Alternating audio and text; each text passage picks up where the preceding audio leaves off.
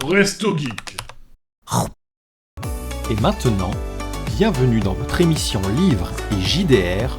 Mangeons, donjons, bouquinons. Alors, sur tout ce qui sort maintenant, il y a Fomoria de Free League qui est annoncé depuis un moment et qui a quitté donc la partie financement participatif. Mais si vous voulez, Fomoria, donc qui est un jeu de rôle de comment ils ont appelé ça, de folk, je crois, Epic Folk Horror, donc dans lequel vous jouez des races comme des serpents, des loups, des taureaux dans un monde très sorcière de Salem, mais médiéval. Vous pouvez à présent les précommander directement sur le Kickstarter. Ensuite, nous avons de l'édition Entremonde, Stoupot, Histoire de taverne, un jeu dont j'avais déjà parlé parce que j'avais lu le PDF et j'avais beaucoup aimé. Ce Stoupot s'offre une version française. Donc dans Stoupot, vous prenez vos personnages de votre campagne de Donjons et Dragons, votre campagne des Chroniques oubliées, à tout hasard, et vous décidez de ranger l'épée et de monter une taverne. Légende élatée. Oui, exactement. C'est Legend Efflaté, le jeu de rôle. Et le principe, c'est que vos compétences d'aventure vont être transformées en compétences sociales ou en compétences pour être capable de réparer des choses ou d'avoir ou d'aider dans cette taverne. Et ensuite, vous allez faire votre nouvelle fiche de personnage et vous allez vivre des petites aventures cosy dans une taverne avec plein. Alors, ils appellent ça des mini-jeux. C'est plus des propositions de scénettes pour résoudre des conflits dans la taverne, proposer des choses et améliorer sa taverne. Et au final, là où avant on jouait des héros pour s'améliorer et combattre le mal, maintenant on joue des héros pour entretenir notre taverne, améliorer notre taverne et juste vivre tranquillement notre retraite. C'est un jeu que je trouve super cool parce que on pourrait faire une campagne de Stoupot avec nos vieux persos entre deux pendant qu'on fait une nouvelle campagne et ça pourrait être super rigolo parce que c'est cosy. Les enjeux, ils sont pas forcément énormes, mais c'est pas grave, on est là pour raconter une histoire cool et vivre la fin des aventures au final de nos personnages préférés. Donc, version française, Entremonde, c'est une super maison d'édition et c'est vraiment cool qu'ils aient fait une version française. Et en plus, je suis super content parce que les auteurs de Stoupot, ils ont fait un truc cool. Ensuite, deuxième campagne, très très bien, Daggerheart, Espoir et Peur, Fear and Hope. Le tout premier supplément pour Daggerheart avec 4 classes supplémentaires, 2 archétypes par classe supplémentaire, des sortilèges, une voix supplémentaire, j'en passe des meilleurs, des nouveaux settings et tout le bordel. Donc la campagne pour la version française faite par Black Book Edition est terminée. Mais vous inquiétez pas, vous allez pouvoir commander le bouquin, sachant que sur Darrington Press, le livre en anglais, il est en période de précommande. Alors, pourquoi je dis ça et pourquoi j'en parle alors que c'est fini ? Parce que Black Book, c'est des sales races. Je veux dire, Darrington Press, qui du coup est un concurrent de Black Book, puisque Black Book génère plein de bouquins, notamment ils font aussi l'édition de Donjons et Dragons en français. Ils ont fait un Kickstarter pour financer Daggerheart, la version française, pendant que Darrington Press, eux, ils font de la précommande et ils sortent ça avec leurs deniers. C'est quand même des grosses merdes chez eux. Enfin bref. Voilà, c'est un peu limite comme pratique, mais bon, Black Book, plus ça va, moins ils sont fréquentables. C'est con, ils font Shadowrun. Bref, donc ils auront mon cœur pour toujours. C'est bande de salaces. Bref, voilà. Ensuite, dans un domaine complètement différent, nous avons ce qu'ils appellent un acte 2, mais qui en réalité est une seconde édition d'un jeu super connu, super cool. Si vous ne le connaissez pas, Achtung Cthulhu. Alors, Achtung Cthulhu, qu'est-ce que c'est ? C'est du Cthulhu en mode pulp, c'est-à-dire en mode vous n'êtes pas des investigateurs qui font des scènes de crime et qui font de l'étrange, vous avez des flingues, vous êtes super forts, vous êtes des Indiana Jones pendant la période des nazis, avec des tentacules partout. C'est très drôle comme setting et vraiment c'est pour jouer du Cthulhu décomplexé. Où vous pouvez avoir une aventure où vous allez empêcher Hitler d'invoquer Yog-Sothoth. C'est délicieux. Donc cette deuxième édition, elle est magnifique et elle se termine le 31 août. Et la collector, mais allez par pitié sur le site, matez la gueule de cette collector. C'est un grimoire d'invocation, le look qu'ils ont choisi. Et il est trop cool. Vraiment, il est trop cool. Euh, ouais, votre compte en banque avec tout ça. Le quoi? Voilà, j'ai plus de compte en banque parce qu'on m'a dit que il fallait des sous pour avoir un compte en banque. Ensuite, nous avons un Ulule assez intéressant.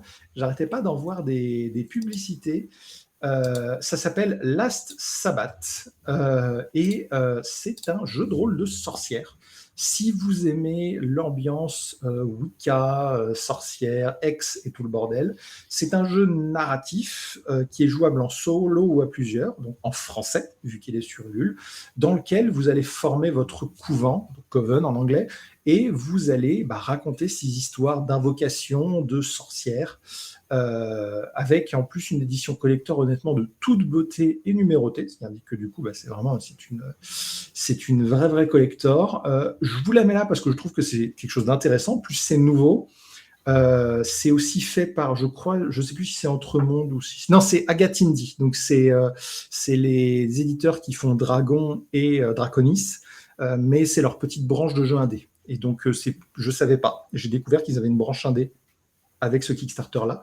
Donc c'est plutôt cool. Sachez que le dernier palier a été débloqué il y a 9 heures aujourd'hui et que si vous voulez vous lancer là-dedans, tout le contenu est débloqué. Le seul truc pour lequel moi je ne suis pas intéressé, alors je me retrouve plus ce que c'est, mais je me souviens qu'en lisant, j'ai vu que le système de jeu, c'était un système que j'aimais pas trop. Et du coup, mais voilà, c'est un avis purement personnel. Je pense sincèrement que rien qu'à la preview, ça a l'air de qualité. Donc si vous aimez cette ambiance-là, foncez.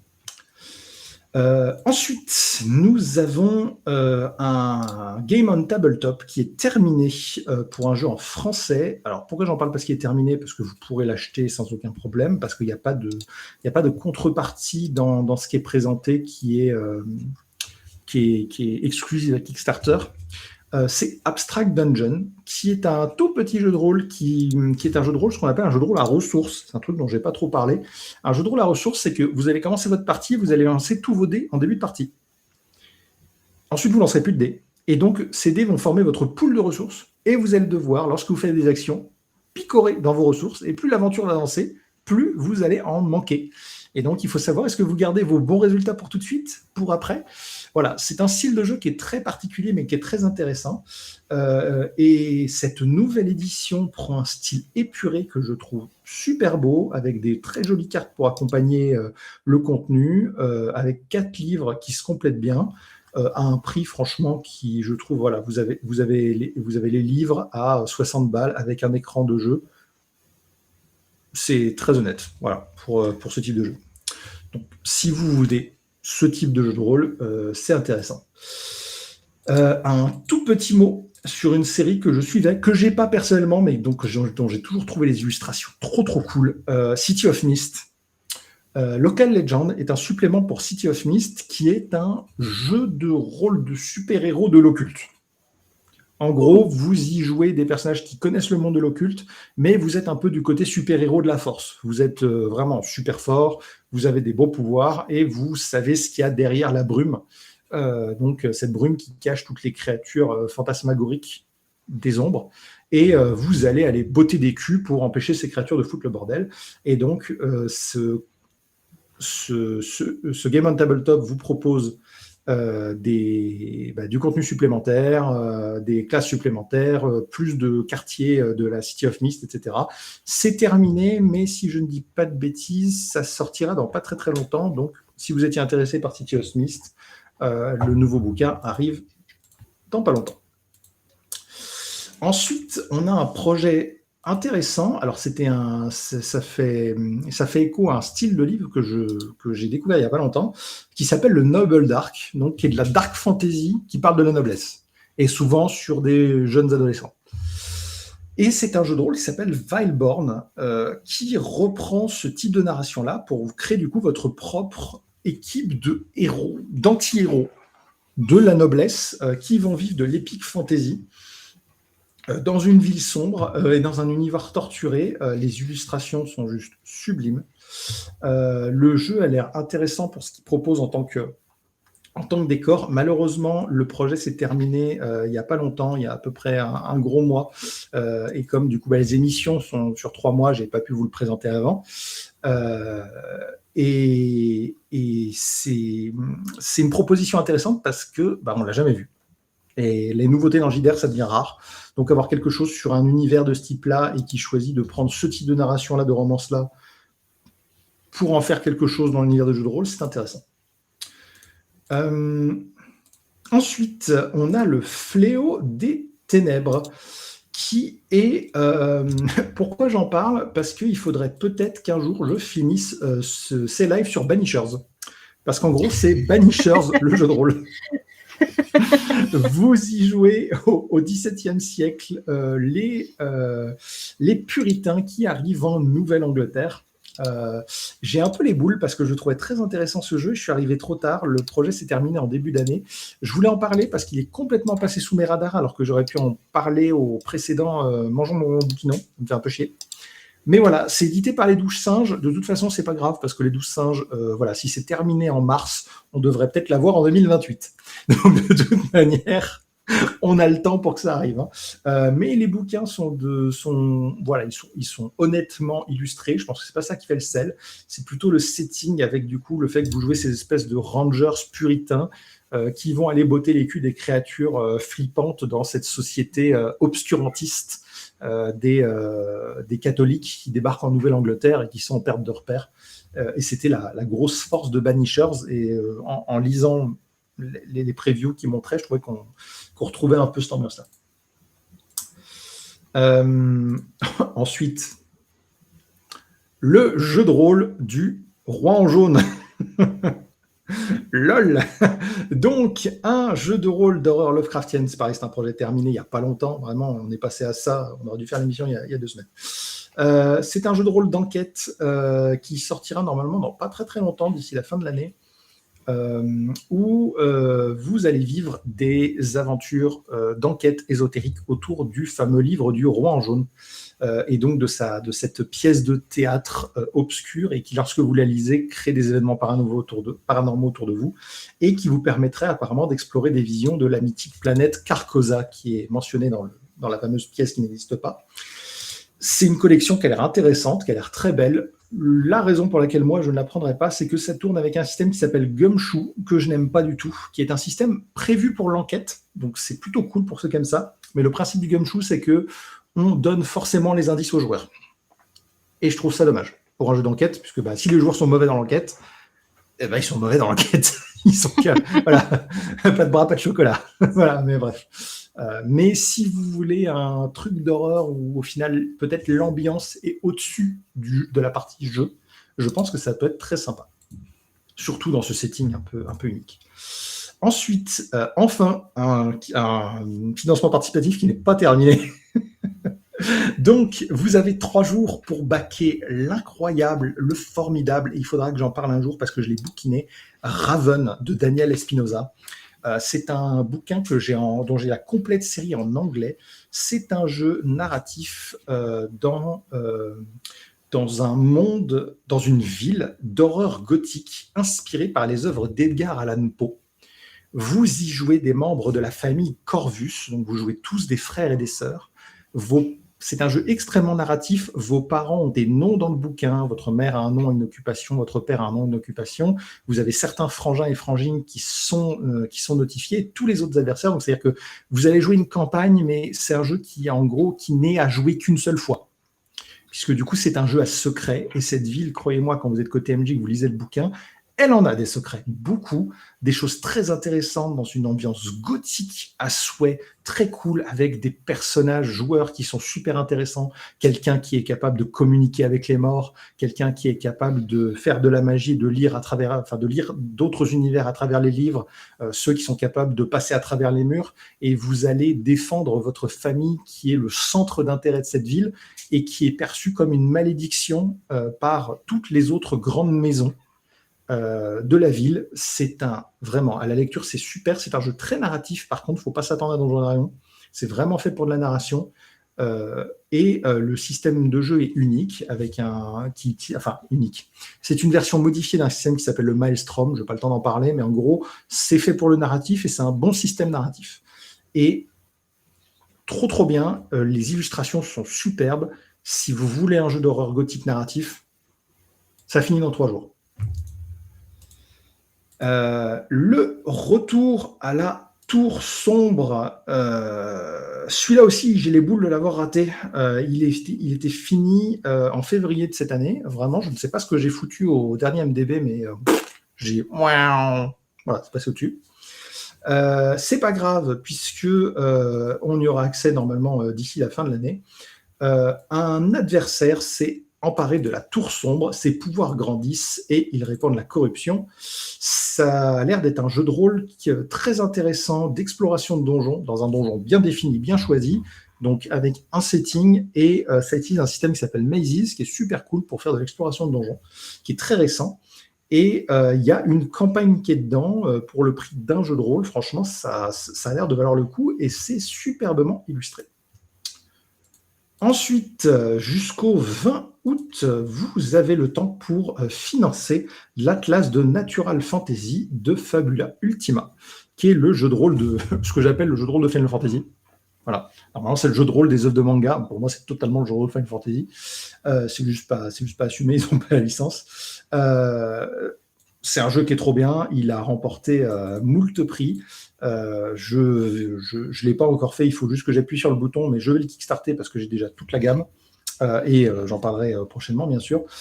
Si vous voulez jouer à Freeren, à FF, à que sais-je, à tous vos jeux de Medieval Fantasy, d'un univers manganisé, c'est l'incontournable. Et alors, le dernier, je l'ai trouvé totalement au pif, je ne savais pas, le Hellfest a créé un jeu de rôle. C'est une dinguerie. Ça s'appelle Hellfest Apocalypse. Alors, c'est pas tout à fait terminé puisque du coup, le projet est en prolongation. C'est-à-dire que le projet, il a tellement bien marché que donc ils ont fait 2 fois leur contrepartie. Ils font les prolongations. Vous pouvez encore le backer. Par contre, quand ils font les prolongations sur Ulule, vous savez pas jusque quand. Donc, c'est arme à double tranchant. Donc, dans Hellfest Apocalypse, vous jouerez des fans de métal ou des rodis qui partent dans une aventure mortifère dans cet univers que celui du métal, avec ces monstres, ces créatures chaotiques. Vous allez répéter, faire de la musique, monter votre groupe dans cet univers apocalyptique. En gros, si vous aimez Jack Black et que vous avez fait son jeu vidéo, c'est cette ambiance-là. Les illustrations sont faites par 2 gars qui sont spécialisés dans le style métal et la gamme a l'air complètement folle.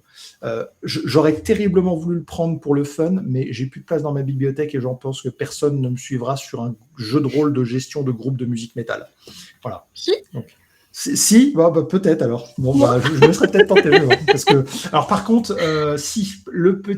parce qu'il fallait qu'il y en ait un, le petit défaut, c'est que c'est pricey.